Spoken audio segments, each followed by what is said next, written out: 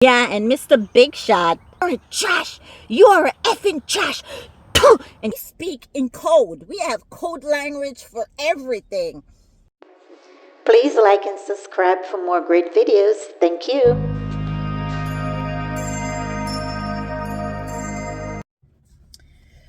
Good morning, guys.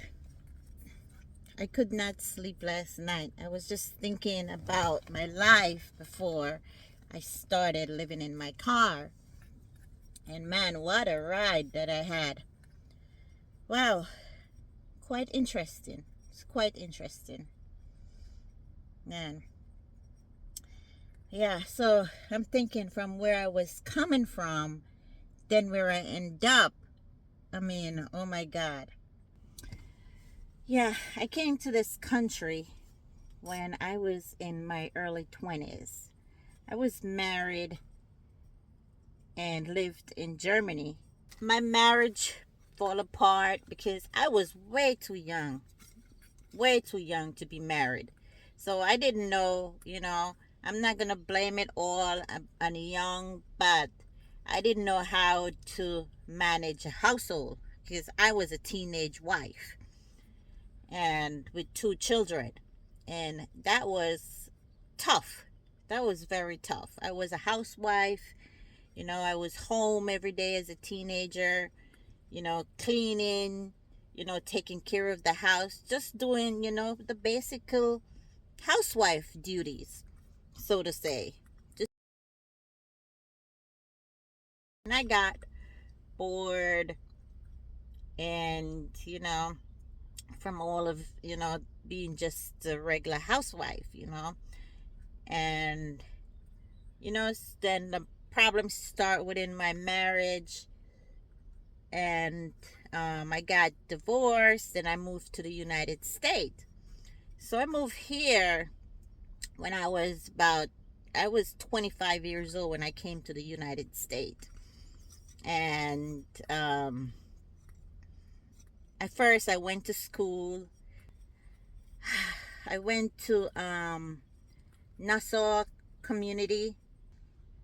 Yeah, I put an ad on Craigslist that I was looking for a cleaning position or cleaning job. I had people call me. I went over to their house and I cleaned their house, and one thing lead to a next. It turns out into a business because I had a lot of accounts.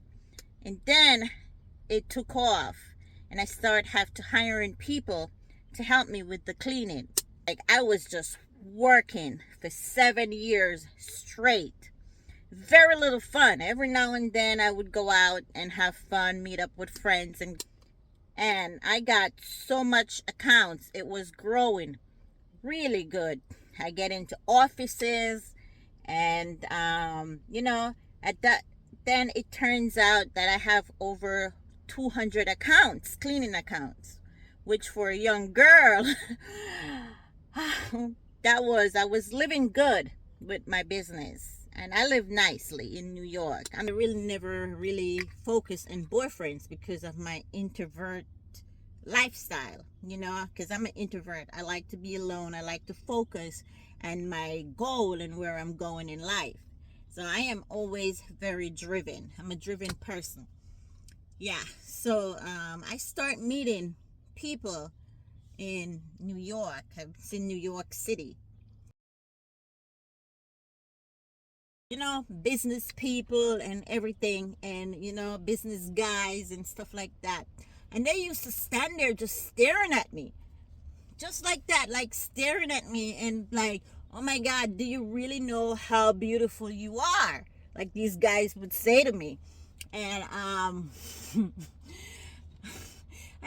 usually say I never really paid attention to it. I'm focusing on my cleaning, trying to grow this business and stuff like that. And these were some guys that in really high position, like huge, huge guys. And was like, man, and you're so young. I love your dedication, blah, blah, blah. Whole bunch of stuff. And it happened that one day I met this guy from London. He's from London. And Yeah, he started the business in, I can't say his name. If you guys gonna know him, I can't say his name. So he started some business back down in Manhattan. So I actually got those accounts and stuff like that, and we became friends and stuff. And he introduced me to a different type of lifestyle, and like, wow. So all I knew was working, and then one thing lead to a next. Yeah, so he was married. I found out that he was married and just break it off because I didn't want to deal with any married guys and stuff. Got so tired and I stopped, you know. I just gave up on my cleaning business, so I sold all the accounts, and yeah, trying to start my second chapter in life. End up moving away from New York and living in Dallas, Texas. Boy, my life take a turn. I start, hanging out with other people, you know, hot girls and stuff like that. And then I end up into a sugar baby lifestyle. Mm-mm-mm. Boy. So, going and it was everything to me. I loved, when I said I loved it, I loved it because I was getting treated like a princess.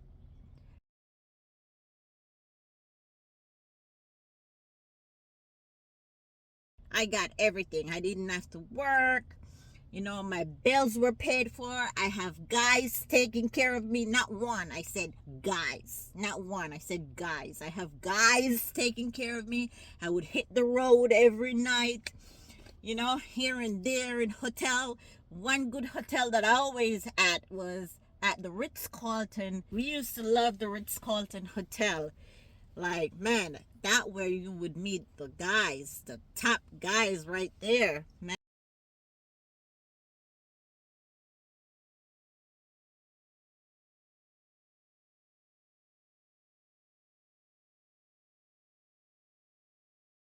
Especially in the weekends. Like, that place would be packed, and the top guys from all over would come there trying to hook up with girls. And that was my life. I was in a sugar baby lifestyle for years. Man, jeez.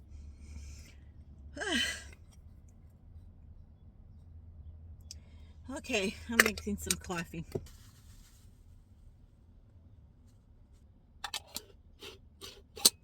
I know, like you guys, saying I did bought a new coffee pot, but I forget it in New York, and it's the same thing anyway because this is the one that worked for me. The other coffee pot the new coffee pot that I left in New York, it had red around it, so it's red, but it's the same thing. I picked it up in Walmart for $7.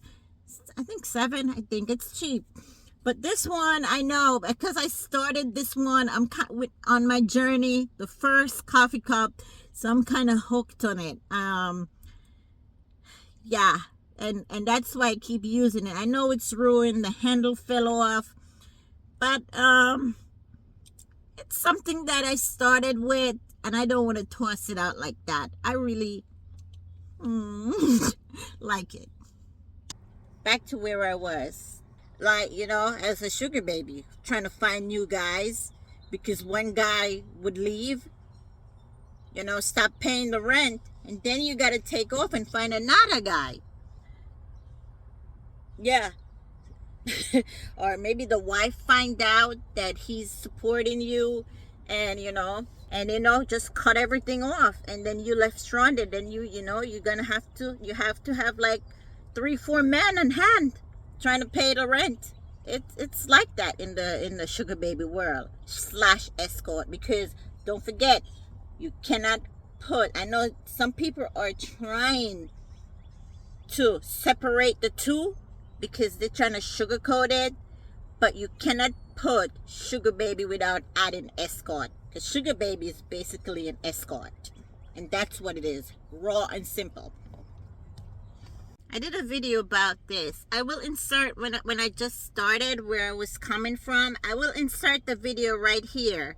Yeah, that world is so fake. When I mean it is fake, no one is your friend in that world. Nobody.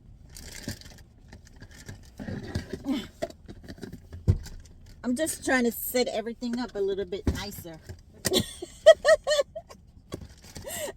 I know it looks all raggedy and stuff because I move stuff around. They will bite you, stab you in the back. Like, it's just crazy. It's just a dark place. It's like you have to be strong to be in there. Say, for example, you plotting something for a month because you know something is going on, up in somebody's room, right? Every Saturday night.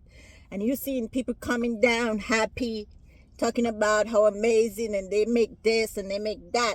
So you're trying to wiggle your way in, up into that room on the weekends, trying to find a way in. And it took, I remember, it took me 6 months to get up to the room to this guy. Because I had to plot my way in because everybody want to see him. He was very generous. So, I was like, how can I get up there? And I was trying to plot my way in. And then one day I was sitting at the Rattlesnake in Ritz-Carlton. And yeah, he walked over to me just like that and said, oh, I've been noticing you, but I haven't come around to you yet. I haven't come around to you yet, but I've seen you. I was, hoping to get to you, but every time I tried, I always, get pulled away from you. So anyway, so he said, you want to come up to my room upstairs? Because he live upstairs. So I said, yeah, why not? I was plotting the whole time to get up there. But so when I got up there was a friend of mine already up there in bed. A friend that I knew for months. And I was telling him, I said, listen, I'm trying to get up there. Like, how do I get up there? He's like, I don't know how you get up there. He's a moron, trust me. The half of what he's saying doesn't even make sense. Half of what he's saying doesn't even make sense. Like the way he speak, like he gotta what did you just say? Like that's what? That didn't make any sense. He's a moron. And yeah, he was already up there watching TV and playing games. And I was like, I'm trying to get up here for months now. And obviously, you know him very well and you could have hooked me up. He was like, yeah, I did not. And he was there talking a whole bunch of. So I said, whatever, let me come up here, do what I got to do. So, I danced around a little bit for the guy,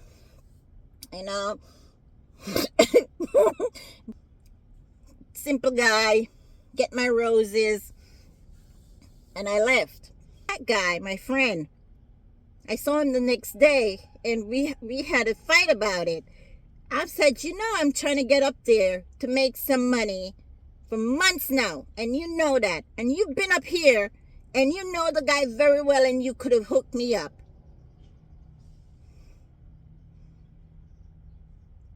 Yeah. And that's a friend of mine that comes to my house, always in my apartment. Because no, he's trying to block everybody from the guy because he wanted the money all for himself. He wanted all the roses for himself. Yeah, but so that was some blackmail shit. That was I didn't like that at all. But whatever. And yeah, there's some other things. There's some other stories. There's a lot. It's like nobody's your friend. No one. It's a dark world.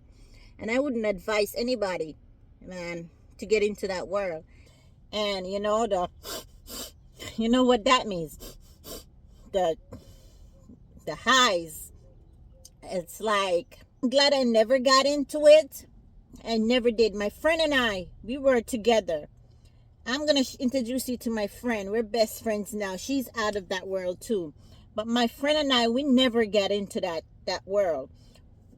She would go into the bathroom and, like, these girls in there, like, you know what I mean? They just doing the powder. That was a part of the world. That was just a part of it. And the guys, so everybody was just messed up. And I'm glad my friend and I, we never get into that. Never, ever. We know we would talk among each other. Yeah, have you seen this person? Because we were probably looking for another girl or something like that. Oh yeah, she's in the bathroom with that thing. So that was, and then they're giving it to you. Like, do you want some? You gotta, like, yeah, I got mine. Or I'll be like, yeah, I take mine already. Just to not look like a loser. But for me, I was naturally high. Like, my energy, I reciprocate what you give to me, and I'm not a nothing. I was never a drinker, a big drinker, like, and I was never, using the white stuff. I never did. But I know a lot of people, a lot get messed up from it, even killed.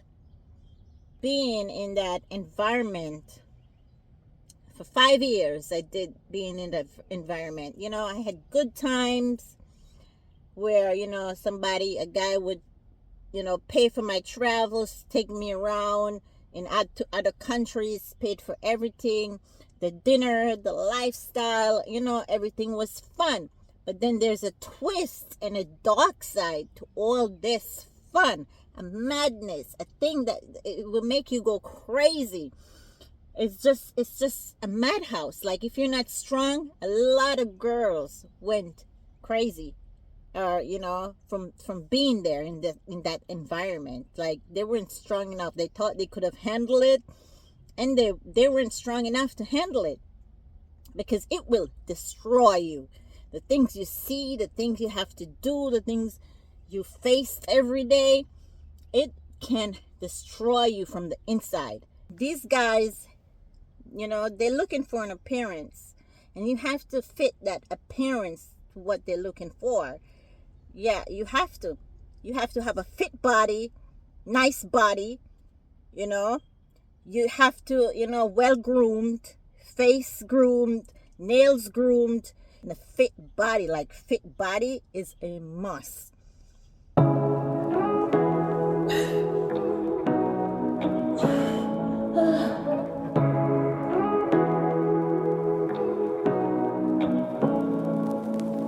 Say what you wanna say to me now.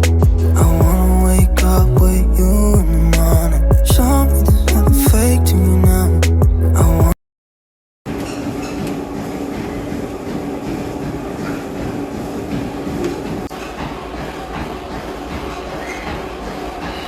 up with you in the morning. Show me there's nothing fake to you now. I wanna wake up with you in the morning. Turn this room, turn it to an ocean. Let me float around. Eyes closed, like we're dreaming even when we're not. You and me got a home.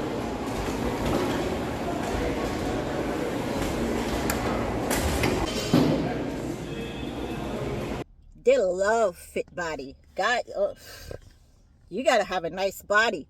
Like, your body have to be good, and it depends on the market too. Like, say, as an example, you go in for a basketball player, or a rapper, or a football player. That's a different type of body you have to make. So, yeah. Then a businessman, like a regular everyday businessman, say, like, those multimillionaires, businessmen and billionaires, they like a different kind of girl than a basketball player would like. So you have to choose like which road you want to go. Do you want the big ass or the big boobs? So that's the road, like big ass or big boobs, which road. But guess what? A good looking face can put you to both. Or some girls, they will build their body in the direction, like, a pop of ass and a nice chest and, a beautiful face. And they can fit because they're in the middle. They're right there in the middle. So they can fit with both sides. But then you have the other girls that with the donks ass, the big ass. You have to be a strong girl to go into that lifestyle. I mean, when you talk about darkness, you're in the dark right there. You're in the devil's mouth right there. And, you have to be strong, very strong of the influence, the everyday influence. And everything is in codes. There's codes for everything. Code words. How many roses? What is a roses? How many roses? I was 1,000 roses girl for an hour. You're 1,000 roses ready for me. That was my life. 1,000 roses for an hour. They didn't even last for an hour. But they got some weird fetish too you can run into. Yeah, guys, I had to move from the spot that I was earlier because the sun just keep coming in. The suns keep coming in here too, but it's a little better than before. So let me hurry up and talk to you. All right. And then you can run into the guys that have fetishes. Oh my God.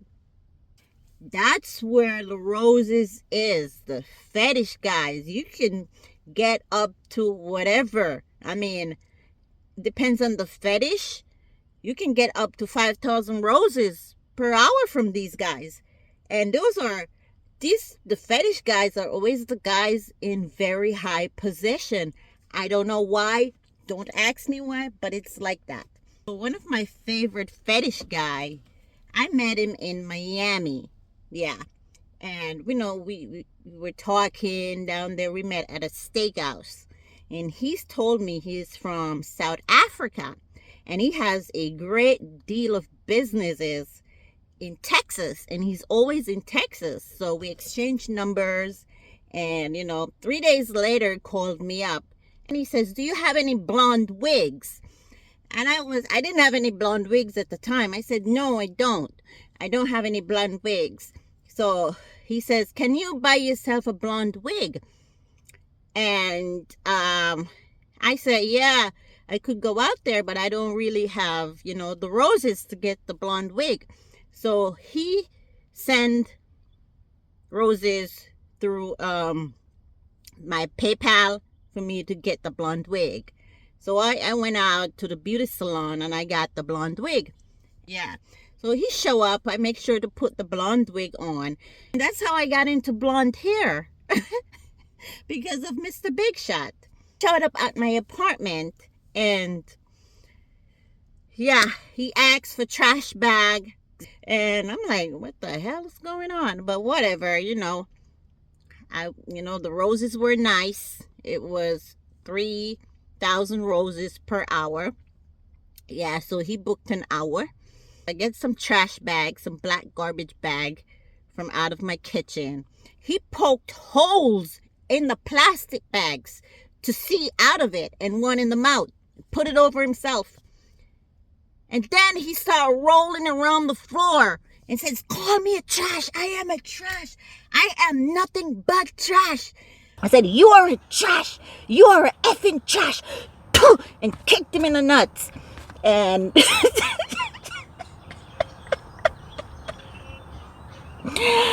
I said, stay on the ground with the piece of trash you are. And I went to my living room, turned my TV on, poured myself a glass of champagne, and start watching TV. He was there crying in pain. Then, about 30 minutes later, he got up, put his clothes on, and, jump in his Tesla and leave. Thought I would never see him again. I said, man, I was a little too rough. Jeez, I should have taken it easy. So I was mad at myself that I lost him now, because I kicked him in the nuts and spit on him. I thought that was it. I thought I would never see him again. But 2 days later, he called up and says, that was fantastic. I loved the performance. I had such a great time. He said, can I make another appointment? I'm like, sure, why not? So COVID just came out at the time, and we've been doing that all through COVID. Whenever we can't meet up, he would send the roses through PayPal without showing up. And, I had just him, and he took care of me right through COVID. And after COVID, he left. I got a message from him saying that, he's sorry he can't make it like that anymore because he's super busy. And yeah, and that is thing. That was his thing. And that's how I survived through COVID. I was doing well. I mean, I made probably about 5,000 roses a month from him. Just him. I was doing great. I paid all my rent was paid for and everything. So I was good in COVID. I was good. I start sitting down. It start taking a toll on me, this lifestyle. And I start sitting down and I start talking to God and ask God to deliver me, take me out of this lifestyle. And I'm going to listen to him. He should put me where I belong. And man, I prayed every night. I prayed, and I wake up every morning and I prayed to God. And I prayed Psalm 93. I don't know if you heard of Psalms 93. I was praying Psalms 93 on my knees every night and every morning. Psalms 93. With a glass of water on my bedstand. And I would say, this is the body of Christ. And I would drink the water. And I do that for a month straight. And I said, God, please deliver me from this lifestyle. But I didn't know that my world would break down. When I said my world fall apart, it falls apart. It breaks me down to nothing. Like, I get sick. I mean, I had fibroids before, and all of a sudden the fibroids growing and start acting up. So I couldn't use me again. I couldn't use my body again to do anything, to do this lifestyle. So that is a setback, big time. Put me back. I went through the surgery.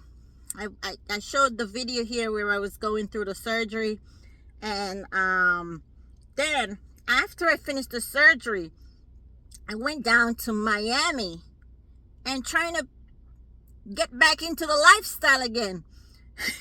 But no, honey, it never worked. It did not work. Like, I was standing there. No guys want to talk to me. Like, I was like invisible to guys. And not like I used to be. And I was like, what's up? Like, Miami used to be my favorite spot. I know I look better than a lot of these women walking around. And I look good. And Miami was a spot where whenever I come here, I got it good. I had it good because I went to Miami a couple times. And, I fit right in. I fit right in because I fit right in. And I couldn't do anything. So I started getting a regular job. And yeah, for somehow my money wasn't adding up at all. And I couldn't get out of this car. Like, I'm stuck in this car. And then I'm like, God, like, what is the purpose? Why would you? Because I'm praying for a better life to deliver me and put me into a better life. And you put me into my car. What the hell? Like, who put somebody, especially a girl like me that used to a high-end life, you put in your car to live. That's like downer. That's down. And yeah, so I was talking, I end up like cussing God. I was cursing him. I'm like, what the hell is this? Like, why would you put me into a car? Why would you put me in a car, in my car to live? And I was just cursing God. I was just cursing him out. And like, I was like, I am not even attractive anymore. Like, no guys want to talk to me. Like, what's going on? Like, what kind of spell is this? Like, I really think somebody had a spell on me. But no, that was God work, man. That was God work. I could not. And then one night, I was laying in the car. Well, I didn't have it set up like that. I started watching videos. You know, when I was sick before, I was watching the videos, but I wasn't, you know, the nomadic channels and stuff like that, but I wasn't serious about it. I was just watching it for entertainment and stuff like that. And I started watching it again. And then I started setting up my car, and the way I started getting comfortable. And then one night I was sleeping, and I got this dream, and the dream said, start posting your life online. I got that. I remember so clearly. I remember it so clearly.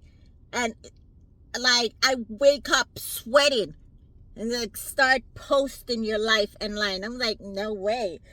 I'm thinking, I'm like, what kind of nonsense dream is that? Start posting this life online? You must be kidding me. Because, you know, everybody know me as, you know, they didn't know where my money was coming from, but they know I was always nicely dressed and whatever. And to live in my car, this is like a down.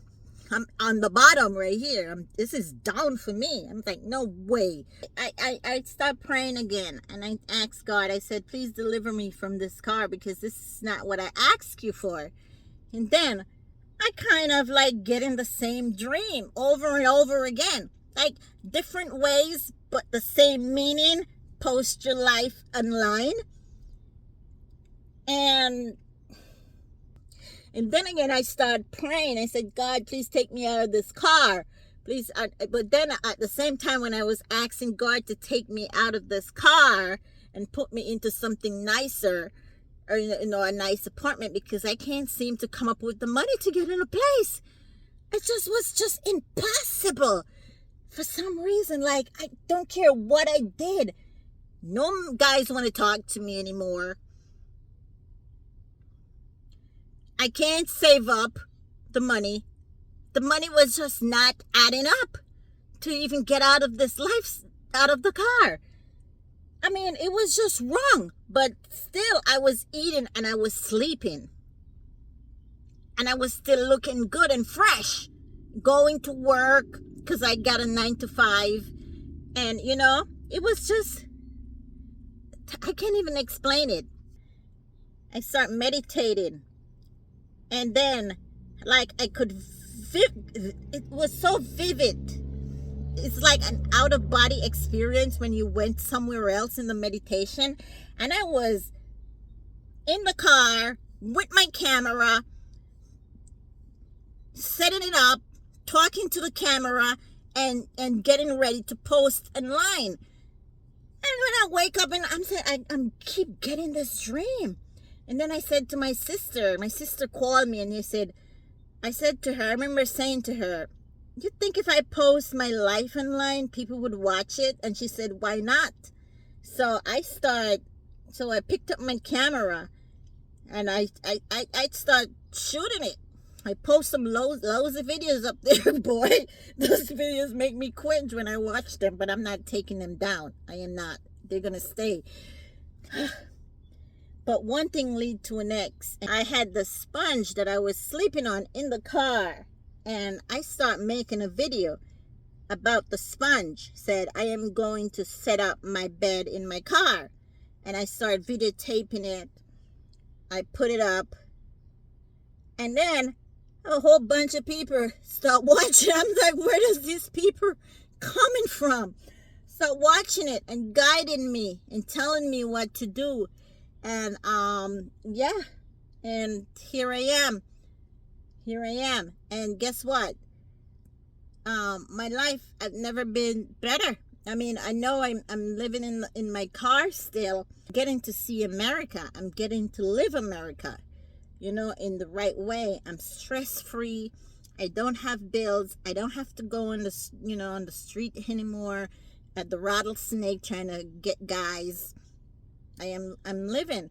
My bills are paid, you know, and I am enjoying this lifestyle more than I think. And I thank God for this, and to show me a way how to get out of that lifestyle, because I never knew how, and he took my hand and he walked me through.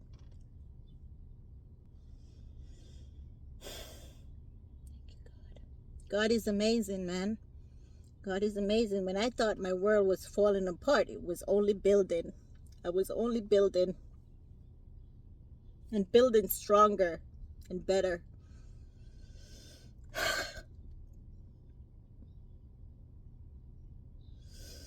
Guys, I am getting emotional, and I'm gonna end the video here. I know this is a chit chat video, and I just get up and feel like I need to share this out there, share my story.